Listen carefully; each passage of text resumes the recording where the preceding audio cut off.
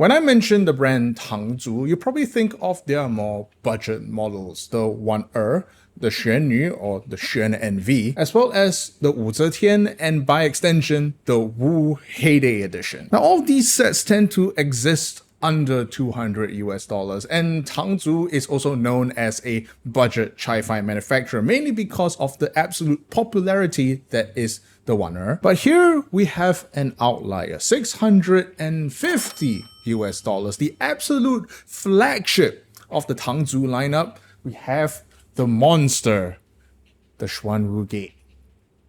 So let's talk about it. Yes, you heard that right. $650 coming in from the very people that also made the $20 1.2. The Xuanwu Gate comes in with a tri-bridge configuration, a single DD for the woofers, 4 BAs for the mids, as well as 2 ESTs for the treble. As per usual, before we dive deeper into anything else, let's talk about the non-audio stuff. For example, the absolutely pristine, luxurious unboxing experience. Many times you'll see people complaining about the unboxing experience of their expensive IEMs, expensive here being over $500, but not here. The Xuanwu Gate comes in with a very big, very opulent box, and of course shows off the very, very fancy metal cased IEMs. What you get is a very nice leather carrying case, 2 pairs of medium-sized silicone tips, as well as 2 sets of their very new and very lauded sun-tie silicone tips. You also get a very nice silver-plated copper cable with, you guessed it, interchangeable connections, 3.5 single-ended as well as 4.4 balance. And look, the unboxing experience is very nice, I like it, but really the star of the show is on its build quality. The Xuanwu Gate comes in with a fully CNC'd aluminum body, substantial, thick, and weighty. If you were to ask me without any prior knowledge, I probably would have said that this feels like an IEM that costs $1,000, $1,500. It really is a very luxurious, premium feeling IEM. But that is really just on the build quality. On the flip side, is it really an IEM that sounds above $1,000? And the quick answer is, not quite. But at the end of the day, I would still say it's an IEM that fulfills its niche very well. It's a very tamed, almost restrained kind of sound signature. Some would even say demure. It provides a sound that's not quite exciting, but at the same time, I wouldn't really call it neutral. It kind of exists in that in-between space that fulfills kind of both roles at the same time. The Xuanwu Gate comes in with slightly lifted lower mids, not to the point where I would call it mud, but it also has a very slight sub-bass boost as well. And as you move into the upper mids, I would say that things start to get a little bit pulled back, even subdued, especially in the 2 to 3 kilohertz range. And as we move into the treble, things start to pick up once again. I would say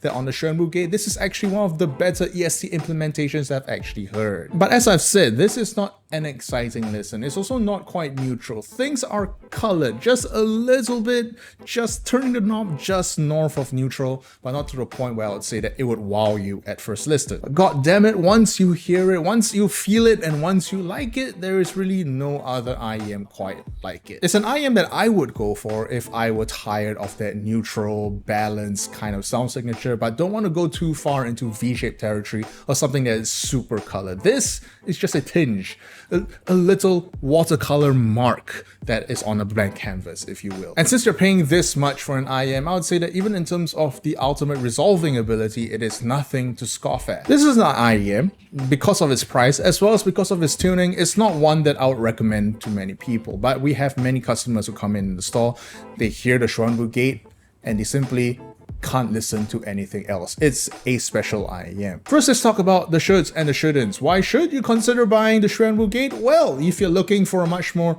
luxurious premium experience, though at this point, you have to pay for it. It's a very nice, well executed, but not quite neutral kind of tuning. Yes, there's a sub-bass emphasis. You're gonna get a little bit of warmth, you're gonna get a little bit of subdued treble, but not the upper treble where it's actually boosted relative to everything else. It's an interesting tuning that I personally like. It is north of neutral, but not to the point of being fully exciting or very bombastic. And lastly, it's just simply a very cohesive package. You have a very great EST implementation, you have a sub-bass shelf that's very well executed, and a mid-range that is, well, like I said, a bit not quite neutral, but still sounds very natural. And as for why you shouldn't consider buying the Xuanwu Gate, well, the most obvious of which would be on its price point, $650 for the absolute flagship of the Tangzu lineup. Second of which would be if you're looking for something that is more exciting or even more neutral, because the Xuanwu Gate is kind of on that weird in-between point. It's not very V-shaped, so it's not very exciting, but I wouldn't even consider it neutral. It's still too warm, too dark to be neutral, but at the same time,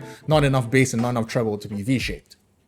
What to do. And lastly, as per my comment section, if you don't like metal shells, because apparently many people prefer resin shells for reasons. But hey, you don't have to take my word for it. You can always come down and try it out for yourself at the Hangout. We're located at 200 South Bridge Road in Chinatown. Come on down, grab a cup of coffee or even an ice cream, and then ask for the Xuanwu Gate. Try it out for yourself and then form your own opinions. And for those of you who are not lucky enough to be residing in Singapore, well, you can always come on down to Hangout.audio, our online retail store. We ship globally, and for orders over $30, we ship to most countries for free. We have to add the word most at this point. This is Chronicle for Hangout.audio, and remember kids, if it's not on the list, it doesn't exist. See you next week.